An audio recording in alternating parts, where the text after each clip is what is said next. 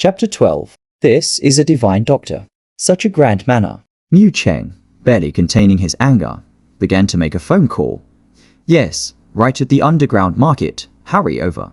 After hanging up, he spoke coldly. Miss, don't think that just because our master has just bought an ancient coin from you, you can act this way. Before he could finish speaking, the girl interrupted. Arrhythmia. Increasing pain in the precordial area. Already spread to smoking has caused a shadow on the lungs, and the respiratory pathways are not completely cleared of blockages. In the end, Ying Zijin raised her eyes. From midnight to 8 in the morning is the peak period of the condition, and you should not be out so late after having surgery just a month ago. Mu Cheng was stunned, finding it unbelievable. She was spot on. Even the timing of the surgery. Before he could recover from his shock, he heard the girl say indifferently, silver needles. Mu Cheng didn't have time to ponder how she knew he carried silver needles. He hastily handed over the box containing the silver needles. Ying Zijin opened the box and took 7 silver needles directly into her hand, ready to begin. Upon seeing this, Mu Cheng couldn't help but speak up to remind her, use no more than 4 silver needles at a time. At his words, Ying Zijin finally gave him a glance on her clear, black and white pupils. There was no emotion, shrouded in mist, making it impossible to discern happiness or anger.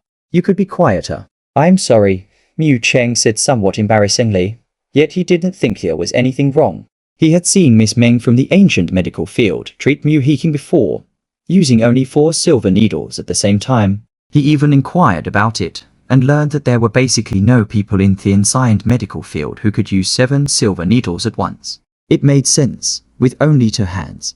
How could one possibly control 7 silver needles? But in the next second, Mu Cheng couldn't help but widen his eyes. He saw the 7 silver needles in the girl's hands turned into a blur, entering and withdrawing from one acupoint after another with astonishing speed. Mu Cheng tried hard to track the position of the silver needles, but realized he couldn't see them clearly, his heart pounding. What sort of hand speed was this? After Ying Zijin finished the last acupoint, Mu Heking lying on the ground finally caught a breath, the Synopsis on his face slowly fading, returning to healthy ruddiness. The entire treatment had taken less than a minute. Ying Zijin put away the silver needles neatly, placing them back into the box. She stood up, one hand in her pocket, standing there with a carefree poise, her breathing not the slightest bit disturbed. It's on. Mu Cheng was still in a daze, feeling even more like he was in a dream even after Miss Meng had treated Mu Heking. She would be exhausted. This was cough, cough, cough. Mu Heking suddenly started coughing violently, laboriously opening his eyes. Previously, he had been in a semi-conscious state, but he was still aware of his surroundings. After calming his breathing with the help of Mu Cheng, Mu Heking slowly stood up. He coughed a few more times, his expression serious, his gaze gentle and his tone mild. Young lady, you have saved my life, so if there's anything you need, just ask. He clearly felt that his heart was much better than before. Such medical expertise was probably unrivaled even in the entire ancient medical field. No need, Ying Zijin replied, seemingly unconcerned. It was just at hand. It had been a long time since she had healed someone, but it seemed her skill should not deteriorate. In the future, if she was short on money, she could still make a living from this line of work. Heking did not insist. After thinking for a moment, he took out a jade pendant and said earnestly, then keep this. If there's anything you need, as long as it's not illegal, it will make sure it's done. Mu Cheng was shocked. This was no ordinary promise. It was a vow from the head of the Mu family Ying Zijin hadn't intended to accept, but upon seeing the Mu character on the jade pendant, her gaze intensified for a moment, as if she had recalled something, and in the end, she accepted. Okay. Only then did Mu Heking smile contentedly.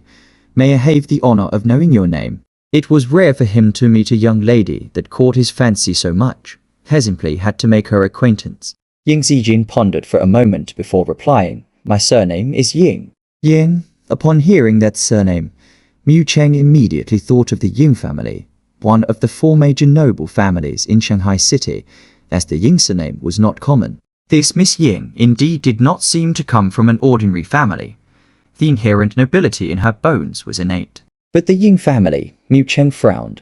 They had, of course, had dealings with the Ying family, but with the Ying family's limited strength, Could they really cultivate a daughter skilled in ancient medicine? Mu Hiking had thought of this too, but did not probe further, only smiling. Miss Ying, would you be interested in accompanying an old man to the imperial capital? Ying Zijin raised her eyebrows slightly, surprised. I have no such plans at the moment. Right now, all she wanted was to retire and live a simple life, planting flowers and raising pigs, to be a carefree parasite. That's fine. Mu Hiking nodded understandingly. If you ever change your mind, remember to contact me, Mu Cheng. Mu Cheng stepped forward and handed her a business card. Somewhat sheepishly, I apologize, Miss Ying, for having doubted you earlier and affronting you. I'm sorry? No need. You didn't know. And there's no trust between strangers. Ying Zijin nodded. I shall take my leave now. Mu Cheng felt even more embarrassed. He had not seen through a young lady as she had. After watching the girl depart, Mu Hiking stood motionless, silent for a long while.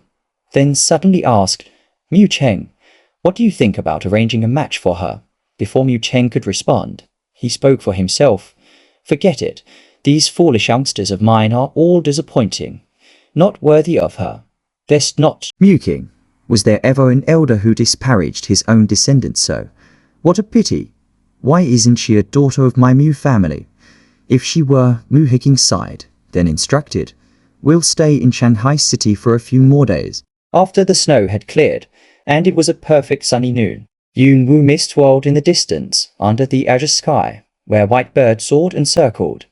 A rare tranquility and peace prevailed.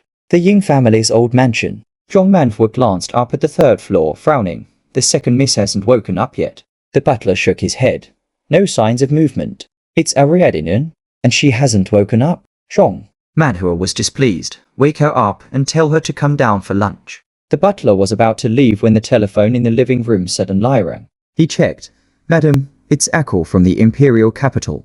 Zhong Manhua's expression turned serious. Give it to me. The butler handed her the phone respectfully and waited as if whatever was said on the other end. Zhong Manhua nodded repeatedly. And after hanging up, she smiled. The Mu family is going to Shenzhou here, probably around May. The butler was surprised. But has something happened with the Mu family?